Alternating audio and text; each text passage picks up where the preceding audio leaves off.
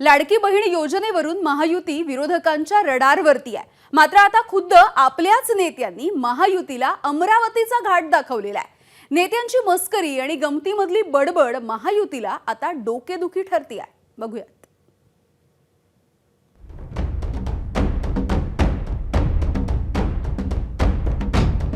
या इलेक्शनला पुढे पाळणाऱ्यांची यादी काढा। आपण त्यांचा कार्यक्रम डिसेंबर मध्ये करू। त्यांनी आशीर्वाद दिला नाही तर मी तुमचा भाऊ आहे, ते 1500 रुपये खात्यातून वापस घेऊन घेईन।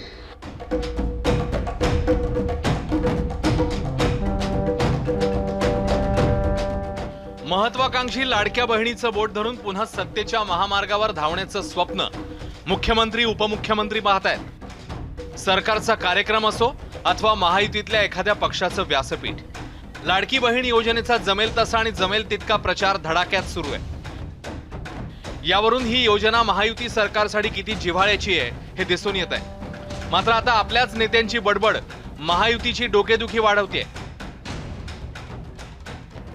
आता दिलंय डिसेंबर मध्ये स्क्रुटिनी कमिटीची बैठक आहे।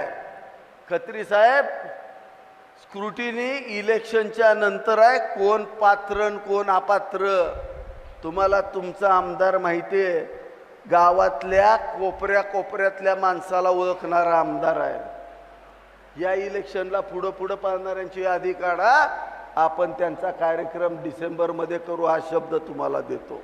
उद्या तुमचा भाऊ म्हणून जर सरकारला विनंती केली की हे 3000 रुपये हे 1500 रुपयाचे 3000 झाले पाहिजे, हे कधी म्हणू शकतो आपण? जेव्हा भरून त्यांना तुम्ही आशीर्वाद द्या। काय द्याल? आणि आशीर्वाद कसा द्यावा लागते? त्यांनी आशीर्वाद दिला नाही तर मी तुमचा भाऊ आहे, ते 1500 रुपये खात्यातून वापस घेऊन घेईन। बहीण भावाचं जे नातं असते, बहीण आणि भाऊ आपसामध्ये काही बोलू शकतात। त्या नातं असं असते की त्या नात्यामध्ये गमती पण चालतात, गमतीमध्ये बोलणं पण चालते आणि बहिणीने बोललेलं भाऊ सहन करते आणि भावाने बोललेलं सुद्धा बहीण सहन करते। लाडकी बहीण योजनेसाठी एकीकडे मुख्यमंत्री आणि दोन्ही उपमुख्यमंत्री स्वतः मैदानात उतरलेत, तर दुसरीकडे आपल्याच पक्षांचे नेते असा वाचाळपणा करत असल्यानं त्यांना तंबी देण्याची वेळ आली आहे। आमचे काही मित्र गमतीत बोलताना काही बोलतात। कोणीतरी म्हणतं पैसे वापस घेऊ। या देशामध्ये भाऊबीज कधीच परत घेतली जात नाही। एकदा भाऊबीज दिली की त्याच्या बदल्यात केवळ माया आणि माया मिळत असते। जोपर्यंत हे त्रिमूर्तीचं सरकार आहे तोपर्यंत माय माऊलीची योजना कोणाचा बाप बंद करू शकणार नाही। कधी कधी बातम्या येत आहेत की कोणीतरी लोकप्रतिनिधींनी सांगितलं की हे 1500 रुपये दिल्यानंतर आम्ही परत घेऊ। मी मुख्यमंत्री उपमुख्यमंत्र्यांच्या साक्षीने सांगतो, हे पैसे परत घेण्याकरता नाही, तुमच्याकरता दिलेले आहेत। त्याच्यामुळे कुणी काही सांगितलं तर त्याच्यावर विश्वास ठेवू नका। कोण सांगेल आम्ही नंतर आढावा घेणार आहे, अजिबात नाही। मंत्रिमंडळ बैठकीतही या वक्तव्याचे पडसाद उमटले। मुख्यमंत्र्यांनीही सांभाळून बोला अशा कानपिचक्या दिल्यात। यापुढे प्रत्येक मंत्री आणि लोकप्रतिनिधींनी बोलताना विचार करूनच लोकांशी बोलावं। वादग्रस्त वक्तव्यांमुळे सरकारच्या योजनांवर परिणाम होतो। या वादग्रस्त वक्तव्यांचा विरोधकांनाच फायदा होतोय। इतकंच नाही तर महायुतीच्या नेत्यांनीही संताप व्यक्त केलाय।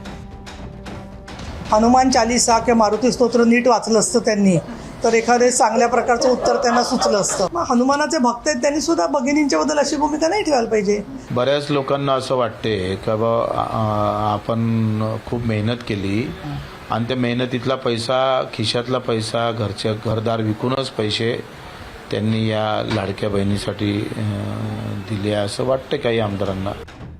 राणांचं वक्तव्य महायुतीला एवढं झोंबलं की राणांना अमरावतीत होणाऱ्या समन्वय समितीचं आमंत्रणही देण्यात आलेलं नाहीये। राणांच्या वक्तव्यापासून अंतर राखण्याचा प्रयत्न महायुतीचे नेते करत असले तरी या निमित्ताने सरकारवर हल्लाबोल करण्याची संधी महाविकास आघाडीला मिळाली आहे। नाही, ते नेहमीच महाराष्ट्राची मजाक करतात, कारण त्यांचा महाराष्ट्राशी काही संबंधच नाही।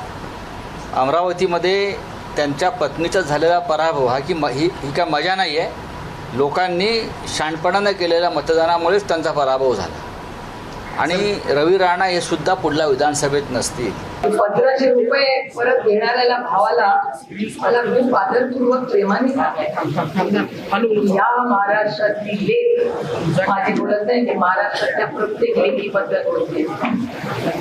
तिला जर धमकी अशी दिली ना की 1500 रुपये परत घेऊन तू घेऊनच दाखवतो, बघते तुला काय काय. त्यांचे काही पिलावळ काल पण अमरावतीत काही लोकांनी बोललेत की आम्ही हारलो तर आम्ही पैसे वापस घेऊन टाकू. अशा पद्धतीचे यांच्या बापाचे पैसे असल्यासारखे.